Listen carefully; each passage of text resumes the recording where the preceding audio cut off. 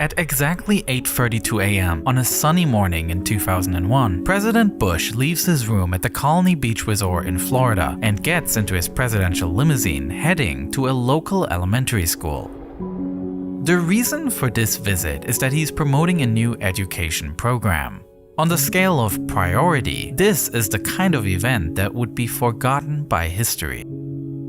However, just minutes before Bush arrives at the school, a breaking news message makes the rounds. One that will forever change the course of history. At 8:46 a.m., Flight 11 crashes into the North Tower of the World Trade Center. And the news of this event spreads in a, until then, historically unprecedented manner.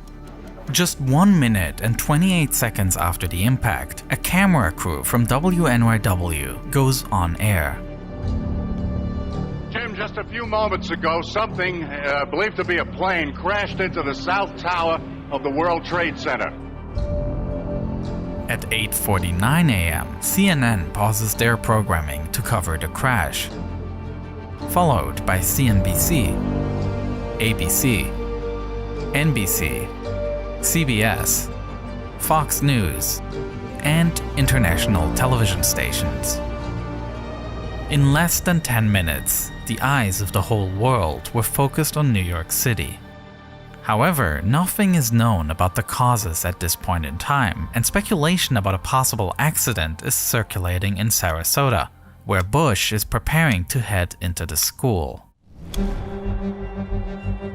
Right along Bush's side is White House Press Secretary Ari Fleischer, who throughout the day is taking handwritten notes that reveal how everything unfolded from the president's perspective, with White House Chief of Staff Karl Rove informing the president about the impact just before he heads into the school for the event. As the nation listens to TV anchors speculating potential reasons for the crash, the president listens to school children reading stories.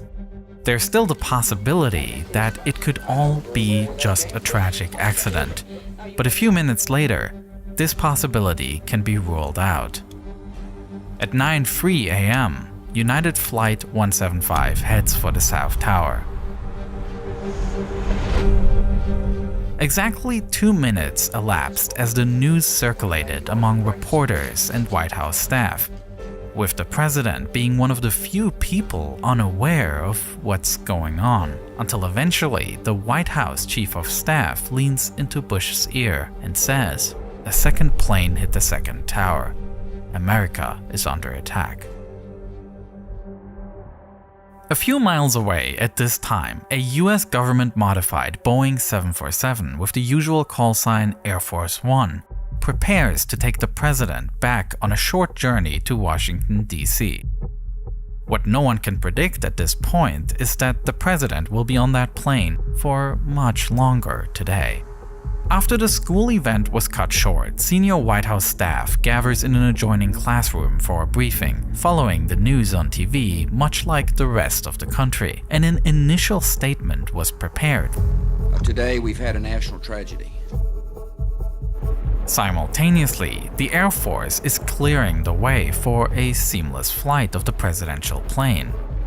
I need you guys to keep a good eye on Air Force One today and make sure that it gets priority. They're going to probably be taking off early here to come back to Washington, D.C. So is there any way that you can help us out on that?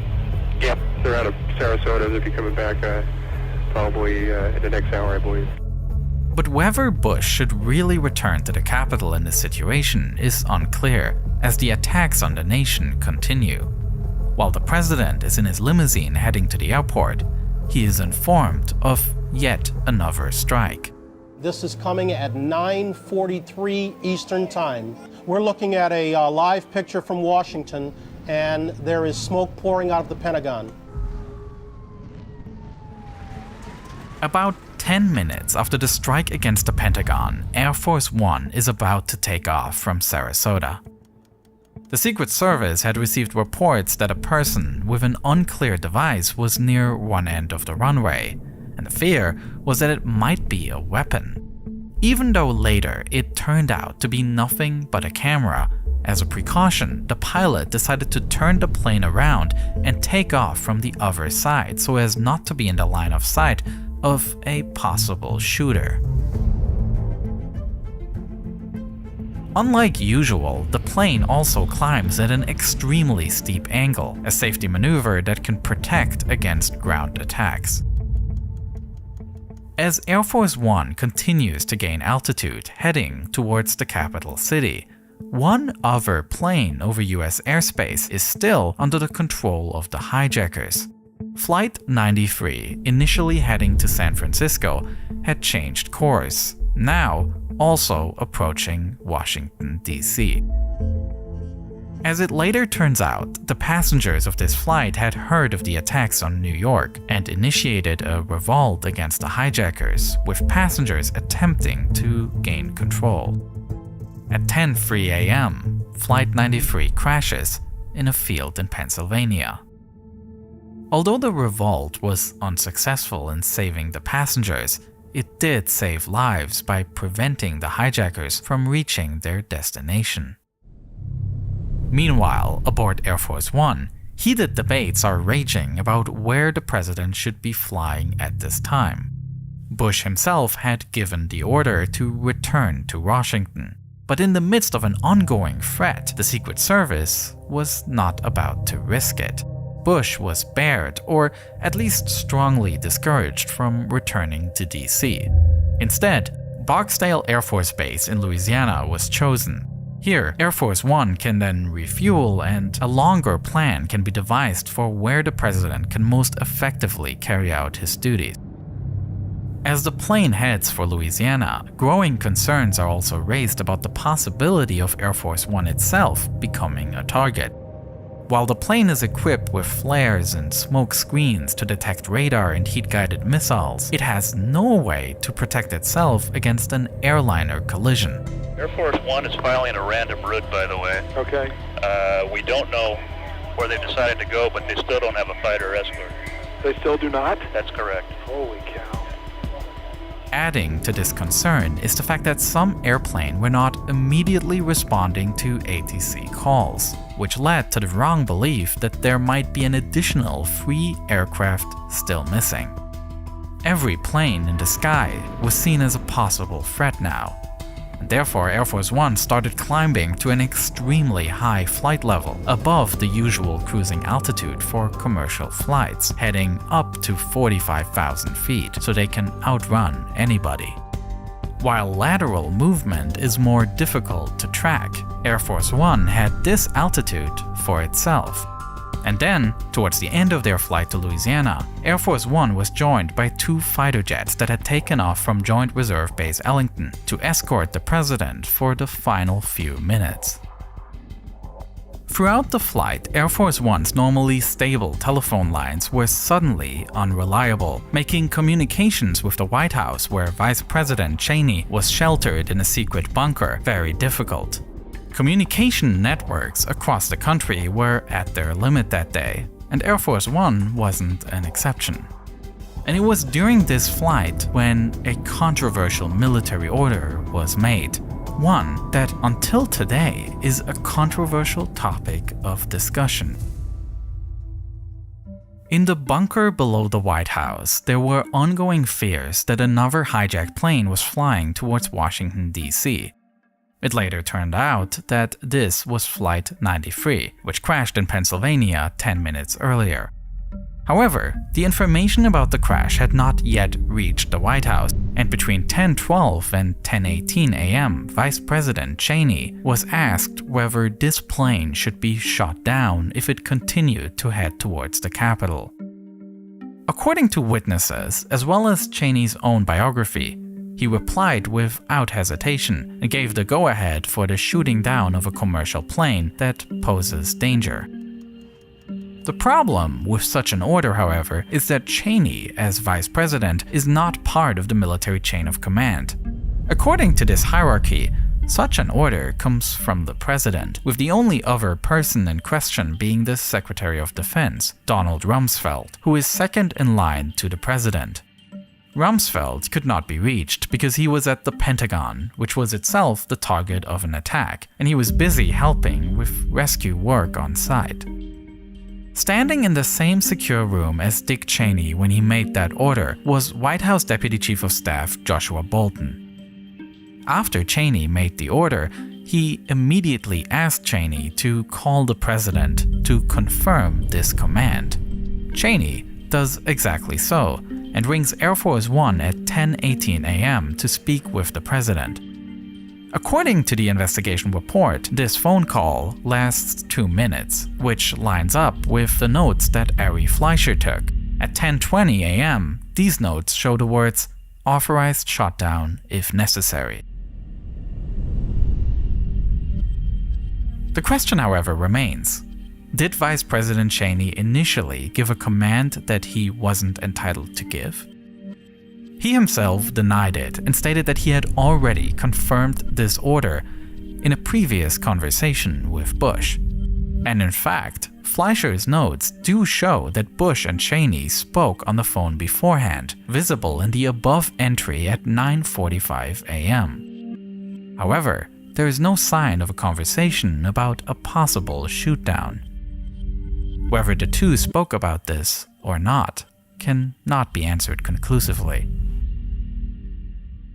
Upon landing at Barksdale Air Force Base, a more detailed briefing took place, and the president once again addressed the nation. Freedom itself was attacked this morning. As Bush delivers his speech, his security team and national advisors have come up with a new destination. The president is determined to head to the White House, saying, "I want to go back home ASAP, and I don't want whoever this is holding me outside Washington." But the Secret Service disagrees, with Eddie Marinzel, the president's lead Secret Service agent, saying, "Our people are saying it's too unsteady still." Therefore, at 1:48 p.m., Air Force One takes off from Barksdale Base, heading not for Washington, but for the Offutt Air Force Base in Nebraska. The reason they decided to go here is that this base has the US Stratcom bunker, an immensely protected underground compound with advanced communication capabilities. On this journey to Nebraska, Air Force One is flying almost entirely alone in American airspace. Already at 9:45 a.m., 1 hour after the first strike, a complete closure of all US airspace was ordered, after which aircraft had to land at the nearest possible airport. At around 12:15, this closure was completed, with all commercial and general aviation grounded. After landing at Offutt Air Force Base, the president and his team gathered in the US Stratcom bunker. It is located 40 feet underground and is thickly built to provide protection from any possible attacks. In addition to an extensive communication center, there are also several other rooms with offices and even bedrooms, so that this station could function as an overnight base if necessary.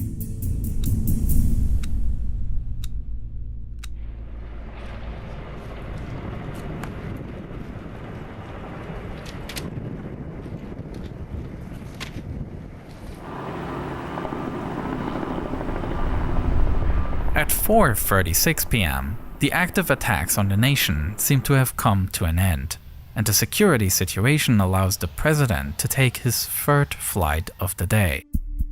Air Force One departs, bound for Joint Base Andrews.